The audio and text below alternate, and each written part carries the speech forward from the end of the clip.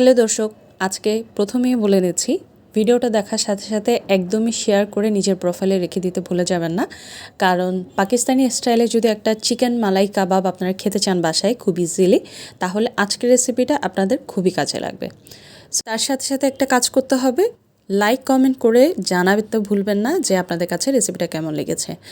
প্রথমে আমাদের এখানে লাগছে চিকেন আর ব্রয়লার মুরগিটা আমরা দেখা যায় কি রেগুলার একটা রান্না খেতে খেতে আমরা সবাই বিরক্ত হয়ে গেছি।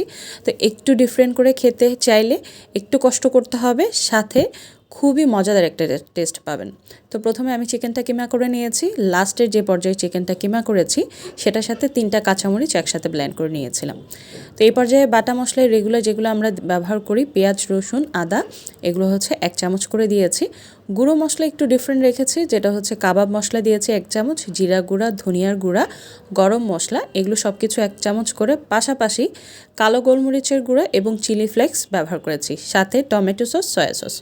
এই সব কিছু দিয়ে ভালো করে মেখে নিতে হবে।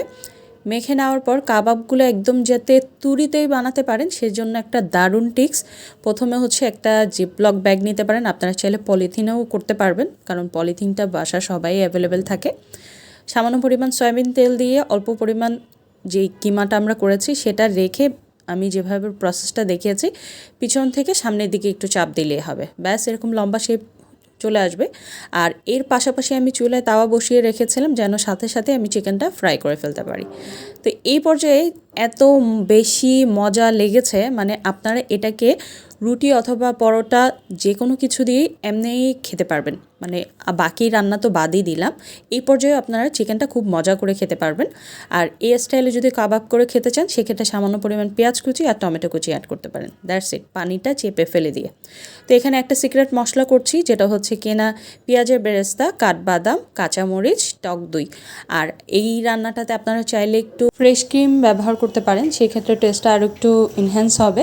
তারপর আমি এখানে দিচ্ছি গরম মশলাতে হচ্ছে জিরা গুঁড়ি, ধনিয়ার গুঁড়ি, এরপর গরম মশলা জাস্ট হচ্ছে ছোটো চামচে 1/2 চামচ করে, বেশি দিতে হবে না, এখানে কোনো প্রকার গুঁড়োমরিচেরও ব্যবহার করতে হবে না।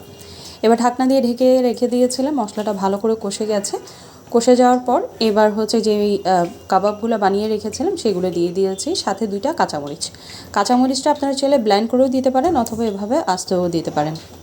তেলটা যখন একদম গায়ে গায়ে চলে আসবে তখন আসলে আমাদের রান্নার একদম শেষ পর্যায়ে, তাই এখানে দিয়ে দিলাম 1 চামচের মতো চিনি, জাস্ট ছোটো চায়ের চামচগুলোতে দিলে হবে।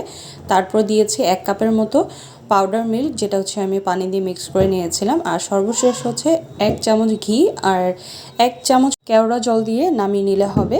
আর আপনারা লাস্টে এই কাজটা অবশ্যই করবেন, যেটা হচ্ছে কিনা কয়লা দিয়ে একটু তান্দুরি ফ্লেভার দেওয়ার জন্য, যদি বাসায় অ্যাভেলেবেল থাকে সেক্ষেত্রে একটু টেস্টটা আরও বেশি ভালো হবে, না দিলেও কোনো সমস্যা নেই। তো এভাবে দেওয়ার পর আমি 10 মিনিটের মতো রেখে দিয়েছিলাম, যখন সুন্দর একটা ফ্লেভার আসছে তখন আমি কয়লাটা সরিয়েছি। আর এইভাবে দেখেন, মানে এই জিনিসটা আপনারা পোলাও অথবা রুটি, নান সব কিছুর সাথেই বেস্ট একটা কম্বিনেশন হবে। আশা করছি আপনাদের ভালো লাগবে।